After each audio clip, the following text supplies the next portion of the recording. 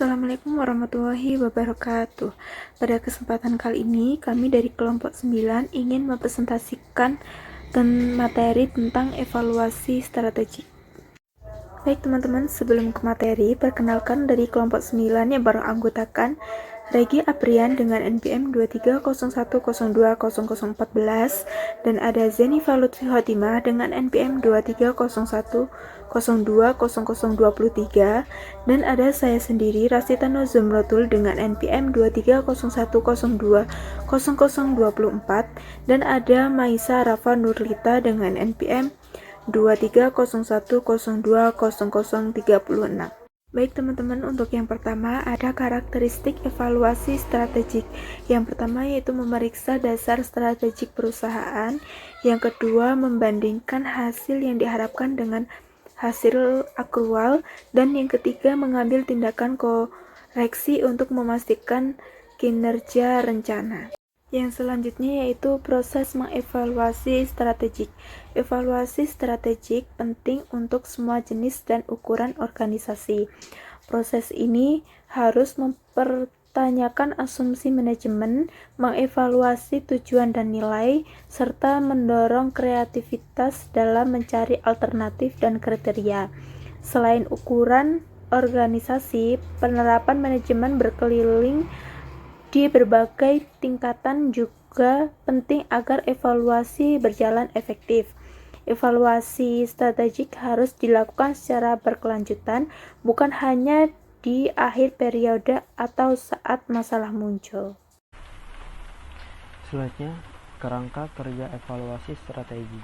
Tindakan korektif hampir selalu dibutuhkan kecuali yang pertama faktor eksternal dan internal tidak berubah secara signifikan, dan yang kedua perusahaan mengalami perkembangan yang menggembirakan dalam mencapai tujuan strategi. Di sini ada meninjau berdasarkan strategi, itu yang pertama. Yang kedua, mengukur kinerja organisasi, dan yang ketiga, mengambil tindakan korektif. Nah, meninjau berdasarkan strategi adalah menelaah prinsip dasar strategi organisasi bisa dilakukan dengan merevisi matriks.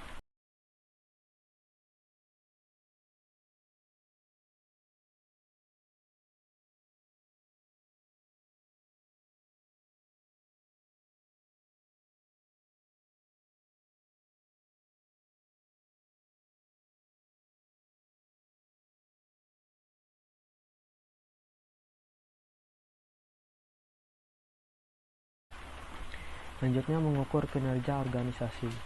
Aktivitas penting dalam evaluasi strategi adalah mengukur kinerja organisasi, termasuk membandingkan hasil nyata dengan yang diharapkan, menyelidiki penyimpangan dari rencana, menilai kinerja individu, dan memantau pencapaian tujuan. Evaluasi dapat menggunakan tujuan jangka panjang atau tahunan. Kriteria evaluasi harus terukur dan mudah diverifikasi dengan fokus lebih pada prediksi hasil daripada sekadar mencatat yang sudah terjadi. Misalnya, penurunan penjualan 20% pada kuartal terakhir perlu diantisipasi agar tidak berlanjut tanpa tindakan perbaikan. Kendali yang efektif bergantung pada perkiraan yang akurat. Mengambil tindakan korektif. Tindakan korektif dalam evaluasi strategi bisa berupa perubahan struktur organisasi, penggantian manajemen, menjual divisi, dan atau merevisi misi bisnis. Perubahan lain meliputi menetapkan tujuan baru, membuat kebijakan, mengeluarkan saham, menambah tenaga penjualan, mengalokasikan sumber daya, atau mengembangkan insentif kinerja. Tindakan ini tidak selalu berarti meninggalkan strategi yang ada atau membuat strategi baru. Untuk selanjutnya yaitu balance scorecard, yaitu evaluasi strategi merupakan kritis dalam manajemen strategi yang memastikan bahwa strategi yang diterapkan berjalan sesuai jalur dan adaptif terhadap perubahan lingkungan. Nah, salah satu alat evaluasi yang paling komprehensif dan populer adalah balance scorecard yang dikembangkan oleh Robert Kaplan dan David Norton. Nah, balance scorecard adalah kerangka kerja manajemen kinerja yang bertujuan untuk menerjemahkan visi dan strategi perusahaan di dalam serangkaian metrik kerja yang terukur, yang melampaui tolak ukur keuangan tradisional. Nah, yang selanjutnya yaitu sumber informasi evaluasi strategi terpublikasi. Sejumlah publikasi dapat dimanfaatkan untuk mengevaluasi strategi perusahaan. Contohnya majalah Fortune setiap tahun mengevaluasi dengan menampilkan Fortune 1000 publikasi terbesar dan Fortune 50 partikel terbesar perusahaan transportasi, penyedia fasilitas umum, firma asuransi, dan berbagai jenis perusahaan keuangan di Amerika Serikat. Fortune menyusun peringkat perusahaan dengan kinerja terbaik dan terburuk untuk berbagai faktor seperti ROI, volume penjualan, dan profitabilitas. Setiap tahunnya, Fortune mempublikasi riset strategi evaluasi mereka dalam artikel yang berjudul World's Most Admired Companies.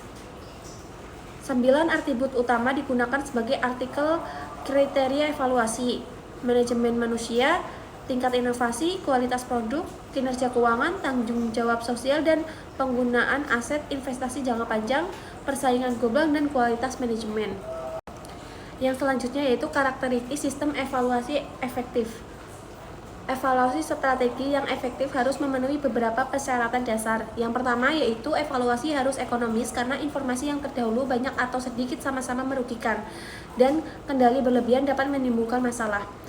Evaluasi harus relevan dan selaras dengan sasaran perusahaan serta memberikan informasi yang berguna kepada manajer tentang hal-hal yang mereka bisa kendalikan dan pengaruhi. Nah, informasi juga harus disampaikan tepat waktu sesuai dengan kebutuhan manajer. Misalnya saat akuisisi diperlukan evaluasi lebih sering, sedangkan di riset dan pengembangan evaluasi harian kurang efektif. Informasi prediktif yang relevan dengan kondisi saat ini lebih diutamakan daripada informasi akurat tapi tidak sesuai dengan waktu. Nah, yang selanjutnya itu perencanaan kontingensi. Rencana atau kontingensi dapat didefinisikan sebagai suatu rencana alternatif yang dapat digunakan ketika terjadi sesuatu yang tidak diinginkan. Hanya area-area dengan prioritas tinggi yang membutuhkan kepastian adanya rencana kontingensi.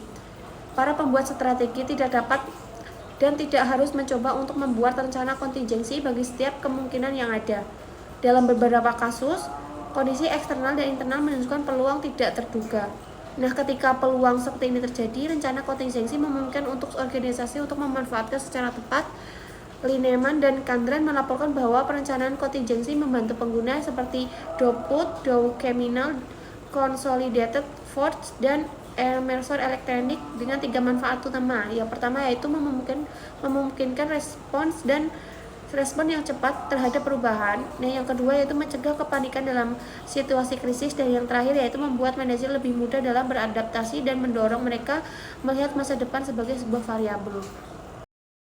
Yang selanjutnya ada audit. Nah, audit ini alat yang seringkali digunakan dalam evaluasi strategi, yaitu adalah audit. Nah, auditor ini memeriksa laporan keuangan perusahaan untuk menemukan apakah hal tersebut telah disusun berdasarkan prinsip-prinsip akuntansi yang berlaku umum atau generally accepted accounting principle atau GAAP. Nah, dan apakah mereka menunjukkan aktivitas yang benarnya yang terjadi di perusahaan. Auditor independen menggunakan standar yang disebut standar audit yang berlaku umum atau generally accepted accounting standard atau GAAP. Perusahaan akuntan publik seringkali memiliki divisi yang menyediakan jasa evaluasi strategi. Nah, yang selanjutnya ada tantangan abad ke-21 dalam manajemen strategik.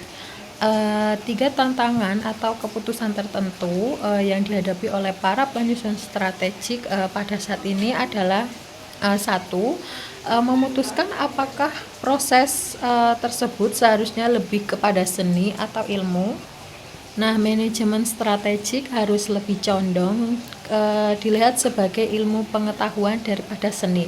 Nah, perspektif ini juga menganjurkan bahwa perusahaan perlu secara sistematis menilai lingkungan eksternal dan internal tertentu.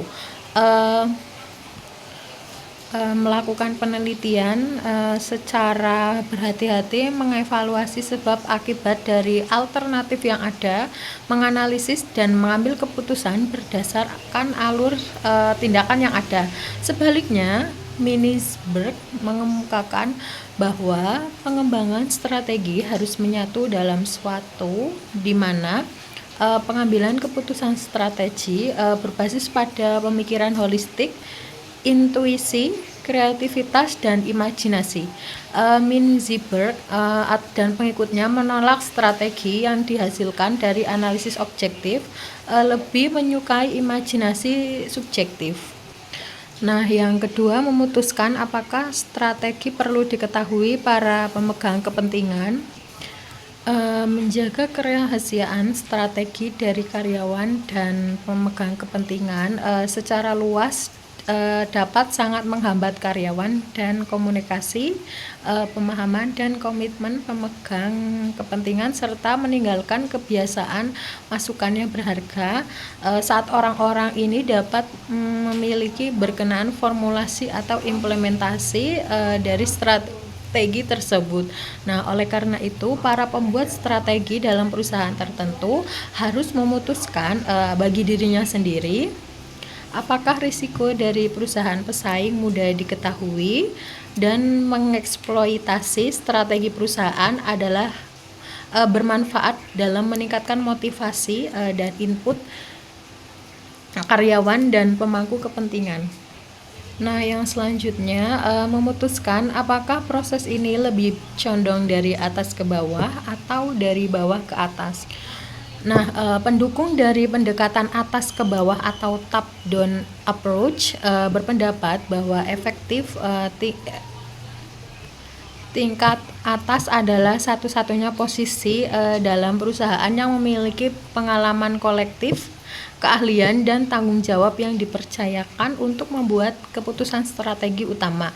Namun, sebaliknya, pendukung pendekatan dari bawah ke atas atau bottom-up approach berpendapat bahwa manajer tingkat bawah, tingkat menengah, dan karyawan yang akan menerapkan strategi perlu dilibatkan secara aktif dalam proses perumusan strategi untuk memastikan dukungan dan komitmen mereka. Nah, penelitian strategi dewasa ini jadi kesimpulannya, evaluasi strategi adalah mekanisme kendali yang proaktif. Tujuannya bukan sekedar menghakimi strategi masa lalu, tetapi untuk memastikan perusahaan tetap adaptif, konsisten, layak, dan kompetitif di masa depan. Manajemen strategik hanya efektif jika proses evaluasi dilakukan secara berkelanjutan, sistematis, dan serius. Mungkin sekian presentasi dari kelompok kami, kurang lebihnya mohon maaf. Saya akhiri. Wassalamualaikum warahmatullahi wabarakatuh. Sekian presentasi dari kelompok kami, kurang lebihnya kami mohon maaf. Wassalamualaikum warahmatullahi wabarakatuh.